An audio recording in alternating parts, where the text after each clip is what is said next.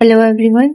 इस वीडियो में हम labour and industrial law second के पेपर को अच्छे से देखेंगे कि पेपर कैसा आता है, उसका पेपर पैटर्न क्या है और उसमें कितने क्वेश्चन आते हैं और सारे इम्पोर्टेंट क्वेश्चन जितने हैं लेबर एंड इंडस्ट्रियल लॉ के वो सारे हम देखेंगे। तो पेपर पैटर्न आप देख लीजिए, जैसे कि जो लेबर लॉ का पेपर होता है इसमें 10 में से या तो आपको 5 करने होंगे या तो 8। कभी कभी 5 आता है, कभी कभी 8 आता है।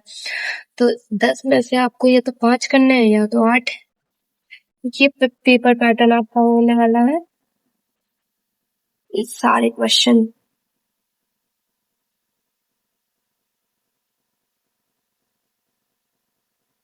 ये आपका पेपर है। इसमें से राइट शॉर्ट नोट टाइप के भी क्वेश्चन आते हैं। ये 100% आता है। इसमें से कोई 2 लिखना होता है, 3 में से 2 करना होता है, ठीक है। बाकी 10 क्वेश्चन है।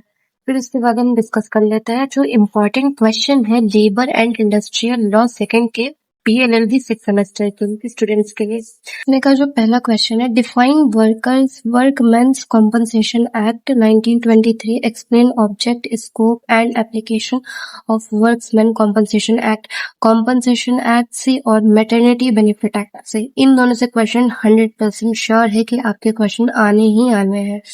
तो ये पहला क्वेश्चन हो गया। दूसरा आपका है ये डिफाइन मैटरनिटी वाला क्वेश्चन, explain इसके object, scope, maternity benefit act in the light of new maternity leave policy. फिर थर्ड क्वेश्चन आपका आ जाएगा, explain the procedure and provisions of the minimum wages act 1948 relating to the fixation minimum wages in the industrial institution। Fourth आपका question है, इसमें discuss the liability of employer to compensate to the employee under the Employees Compensation Act 1923। Discuss the appointment powers and function of the Employees Compensation Commission।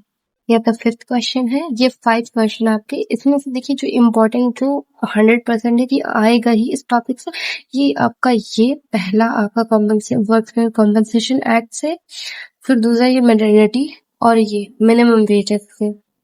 100% है कि आपको इन topics से आपको question मिल जाएंगे। इधर क्वेश्चन नंबर 6 की बात करें, discuss the concept of living wages, fair wages and minimum wages. वही आपको उसको और इलेबोरेट करके आपको लिखना होगा ताकि सारे आपके टॉपिक्स इसमें क्लियर हो जाएंगे, जैसे कि living wage, fair wage, minimum wage. फिर उसके बाद आ जाता है पर discuss the power and function of the employees insurance act code. Discuss the provision relating to safety of workers in factories involving hazardous processes contained in Factories Act 1948।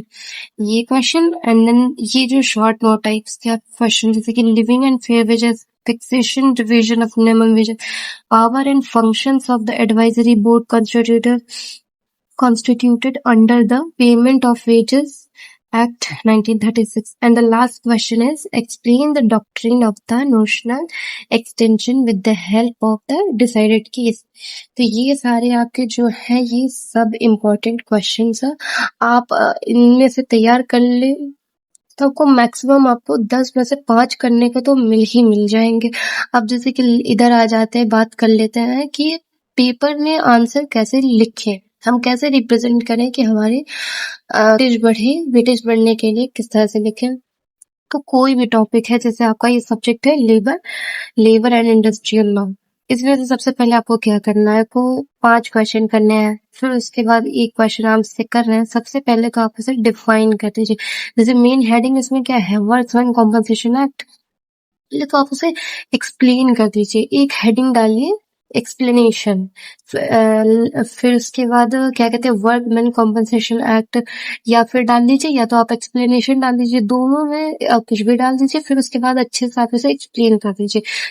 फिर उसके बाद एक्ट को हाईलाइट कर दीजिए। फिर उसके बाद क्या कहते हैं उसमें जितना आप क्या कहते हैं पॉइंट में लिखेंगे और हेडिंग, और फिर इसके बाद उसमें टॉपिक, सब टॉपिक जैसे होता है हेडिंग, उसके बाद उसमें सब हेडिंग्स बना करके आप लिखेंगे। और प्लस क्या कहते हैं, अगर आप फ्लो चार्ट में अगर अपने आंसर्स को रिप्रेजेंट करेंगे तो वो काफी ज्यादा अच्छा रहेगा, उससे वेटेज काफी ज्यादा बढ़ता है और प्लस कॉपी भी काफी अच्छी लगेगी आपकी रिप्रेजेंट करने में। तो ये आज का यही है। आपके जितने भी इम्पोर्टेंट क्वेश्चन हैं आप मैक्सिमम आपके इसमें से आ ही जाएंगे, और ये कुछ टॉपिक्स ऐसे होते हैं जो जिससे क्वेश्चन 100% श्योर रहता है कि वो आएगा ही आएगा।